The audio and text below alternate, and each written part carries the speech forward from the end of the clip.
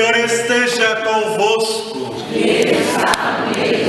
Proclamação do Evangelho de Jesus Cristo segundo Mateus. Glória a vós, Senhor.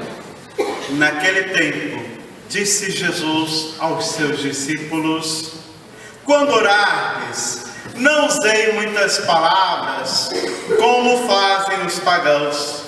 Eles pensam que serão ouvidos pela força das muitas palavras. Não sejais como eles, pois o vosso Pai sabe o que precisais, muito antes que vós o peçais. Vós deveis rezar assim: Pai nosso que estás nos céus, santificado seja o teu nome. Venha o teu reino, seja feita a tua vontade, assim na terra como no céu. O pão nosso de cada dia dá-nos hoje. Perdoa as nossas ofensas, assim como nós perdoamos a quem nos tem ofendido. E não nos deixeis cair em tentação, mas livra-nos do mal. De fato, se vós perdoardes aos homens as faltas que eles cometeram, vosso Pai que está nos céus também vos perdoará. Mas se vós não perdoardes aos homens, vosso Pai também não os perdoará as faltas que vós cometestes. Palavra da salvação. Glória a vós.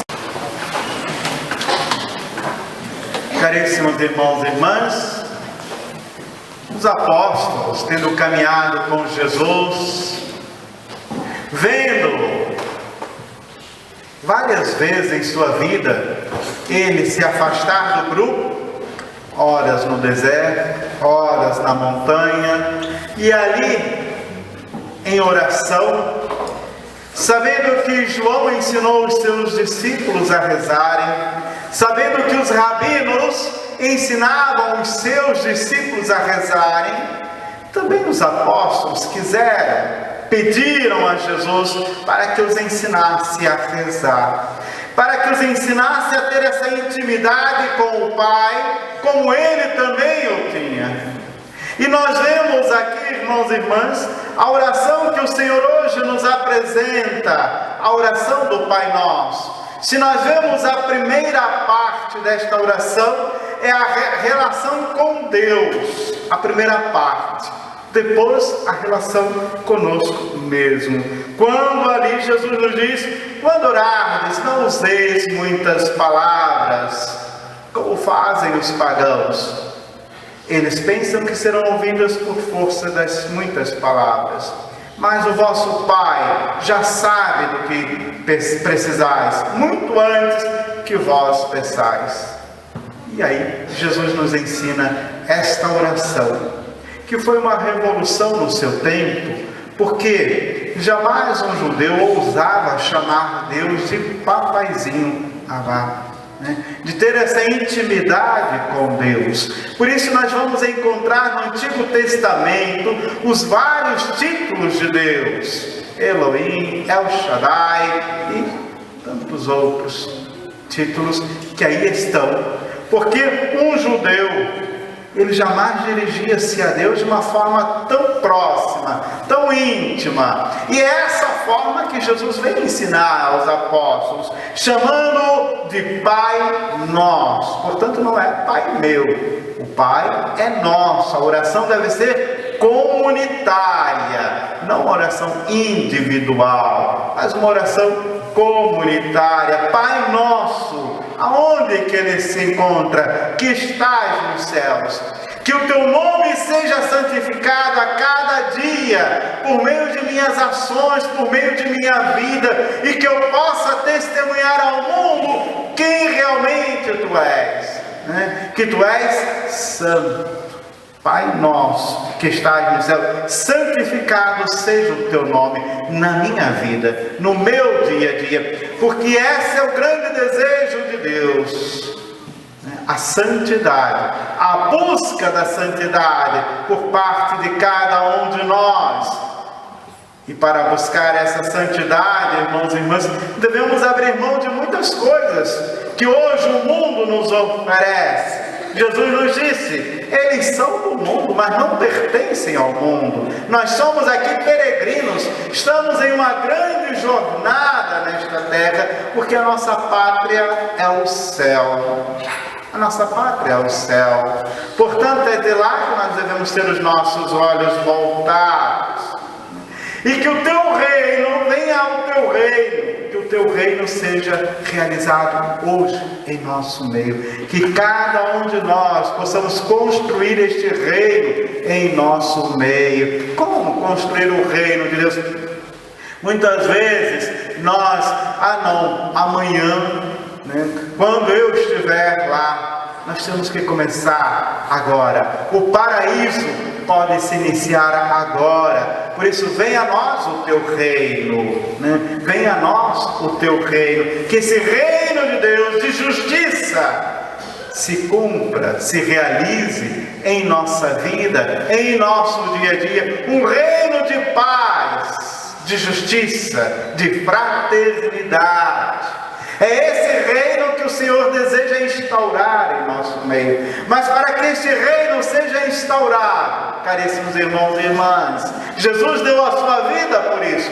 É necessário que cada um de nós também trabalhemos, cada um de nós, como operários da boa obra, possamos instaurar esse reino a partir de mim, da minha vivência, do meu comprometimento, do meu contato, do meu relacionamento com as pessoas que me cercam, seja em meu lar, seja no meu trabalho, seja nos meus estudos, aonde quer a que eu esteja, ali eu devo criar fraternidade, ali eu devo ser esse instrumento nas mãos de Deus, para que o seu reino aconteça, não esperar este reino para o amanhã, quando lá nós estivermos, mas esse reino pode começar aqui agora, nesse momento, é o que nos diz Jesus, e seja feita a tua vontade. Como é difícil, né? Ainda a gente esperar a vontade de Deus, o tempo de Deus, porque nós temos pressa. Nós temos pressa. Isso é próprio do humano, porque tudo nós queremos não para amanhã, mas para ontem, né? É para ontem que nós queremos, e nós corremos, mas esquecemos que Deus não tem tempo, Deus não tem relógio, Deus é a eternidade, né? E tudo acontecerá em nossa vida e nos será entregue quando Ele assim o permitir, quando Ele assim achar que é o momento. Este é o grande problema. Quando é o momento? Às vezes a gente questiona Deus, mas Senhor, cá para nós, quando é o momento? O Senhor não acha que já está demorando demais, né? É o tempo de Deus, não o meu tempo, né? É o tempo de Deus. Paulo mesmo, em uma de suas cartas, ele diz: Paulo planta, Apolo rega, mas quem vai colher é Deus. É o tempo de Deus e não o meu tempo. Então que seja feita a tua vontade. Muitas vezes a gente reza e diz que seja feita a tua vontade. Mas Senhor, se puder realizar isso para mim agora, eu estou precisando. E aí eu vou começando a fazer as minhas barganhas com Deus, a minha comercialização com Deus. Se tu me der isso, eu te dou aquilo, Senhor. Se tu me der isso, olha, eu prometo que eu vou nas 9 sextas-feiras na missa. Se tu fizer isso, Senhor, eu prometo que vou fazer aquela novena. Se tu me der isso, Senhor, eu prometo que dou 5 sacolões de mantimento para os pobres, né? E aí a gente vai comercializando com Deus, tentando colocar Deus contra a parede. Se tu fizer isso, Senhor, eu vou até a Aparecida, e olha aqui, quando chegar lá, eu vou andar toda aquela passarela de joelho, né? De joelhos. Quantas promessas nós fazemos como uma troca. Não que não seja, fazer promessa não seja um bem, mas nós temos que tomar muito cuidado, porque com Deus não se comercializa. Seja feita a tua vontade, Senhor. Nós temos um grande santo da ordem chamado São Peregrino, protetor contra o mal do câncer. E ele estava com uma chaga na perna, um câncer na perna. E ele, numa noite anterior, isso em 1260, vocês imaginam o que é amputar uma perna em 1260? Né? É com serrote, no mínimo, né? Creio eu, né? Não sei que outro tipo de ferramenta tinha naquela época para se cortar uma perna. E o médico disse: amanhã eu venho com as ferramentas e nós vamos lhe dopar, né? Dar alguma coisa para que você possa ficar anestesiado e vamos amputar a sua perna. E o que fez esse peregrino? Dirigiu-se diante de uma cruz. E ali ele fez uma oração de resignação. Senhor, que seja feita a tua vontade, não a minha. Mas se a tua vontade é que eu permaneça com esse câncer na minha perna, se a tua vontade é que eu venha amputar a minha perna, me dê a aceitação, a acolhida, a resignação. E é interessante que no meio da noite, ele adormecido de frente da cruz, ele sente que Jesus toca a sua perna e o cura. E quando o médico chega de manhã, não tinha mais nada na sua perna. Até estranhou: o que aconteceu, né? Quem foi que te curou? E aí, é claro que depois a igreja o coloca como protetor contra o mal do câncer.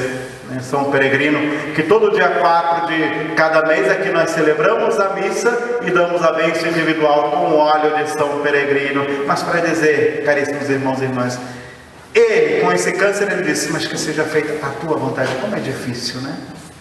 Essa resignação, essa aceitação, esse abandono nas mãos do Senhor e acolher aquilo que é a vontade dele e não a minha vontade.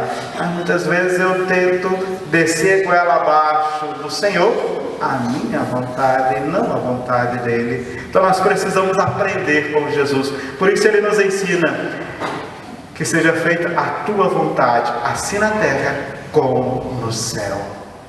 Que tudo aquilo que é que aconteça, que possa também ser abençoado por ti. E depois então ele pede aquilo que é comum a todos nós. O que nós precisamos? O pão, o alimento, seja ele espiritual, mas também o alimento físico, o pão de cada dia, o arroz, o feijão, que jamais venha a faltar em minha mesa, e o pão espiritual que alimenta a minha alma para a eternidade. E depois é o mais difícil, né? Perdoai as nossas ofensas. Até aí está tudo bem, né? Tudo tranquilo. E eu pedindo que ele me perdoe as minhas ofensas. Mas Jesus diz: não termina por aí não. Assim como nós perdoamos aquele que nos tem ofendido, da mesma medida que eu uso com o meu irmão, Jesus usará comigo. Na mesma medida.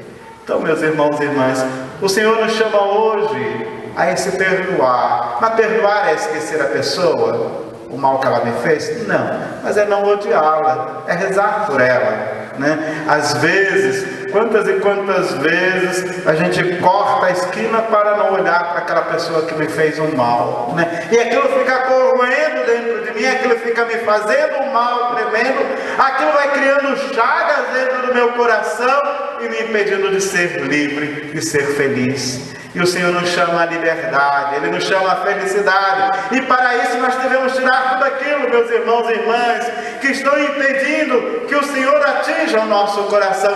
Quantas coisas que estão aqui já criando castas e impedindo que a graça de Deus me penetre. E é por isso que Jesus nos ensina: quem nos tem ofendido, e não me deixeis cair em tentação. Quantas e quantas vezes nós caímos, erramos, e é por isso que existe o sacramento da confissão. Mesmo diante desta oração: e não nos deixeis cair em tentação, Jesus instituiu o sacramento da confissão, quando ele dá o poder a Pedro, e assim por meio da sucessão apostólica, de ligar o céu e a terra, e tudo aquilo que perdoardes na terra será perdoado no céu, e tudo que não perdoardes na terra não será perdoado nos céus. É esse poder temporal que Jesus passa a Pedro, que é essa ponte. Por isso o nosso Papa é chamado de pontífice, ponte, aquele que liga o céu e a terra, e livra-nos de todos os males. É isso que Jesus também rezou na oração sacerdotal, no capítulo 17 de São João: Pai, eu não te peço que os tire do mundo, mas que os livre do maligno. Meus irmãos e irmãs, nós estamos protegidos, porque Jesus pediu ao Pai que nos livrasse do maligno, mas nós devemos buscar o Senhor, e não Ele, não o pai das trevas, da discórdia, da inveja. E é por isso que a igreja, tão sábia, ela nos pede que a cada momento em que cairmos na tentação, nas insídias do inimigo, que nós possamos recorrer ao sacramento da confissão para reatarmos nossa amizade com o Senhor. A amizade é esta perdida cada vez que nós transgredirmos a lei do amor, o mandamento do amor. Amarás o Senhor teu Deus com todo o teu coração, com toda a tua alma, com todo o teu entendimento, e ao próximo como a ti mesmo. Aí está toda a lei e os profetas, que nós possamos viver, irmãos e irmãs, e colocar em prática esta oração que o Senhor hoje nos apresenta por meio do Evangelho de São Mateus, né? Tão minucioso nas palavras que aqui está, as petições, que nós realmente possamos pedir que esse reino aconteça hoje em nosso meio, e que o Senhor possa realmente intervir em nossa nação. Que o Senhor possa intervir em nossa nação. Estamos acompanhando, né, tantas e tantas coisas que têm acontecido, seja no Senado, seja nas câmaras, seja aquelas votações que aí se encontram, né? Nós precisamos da intervenção divina para que o Senhor possa realmente renovar a face da terra, renovar os nossos corações e renovar a nossa vida. Louvado seja nosso Senhor Jesus Cristo. Creio em Deus Pai.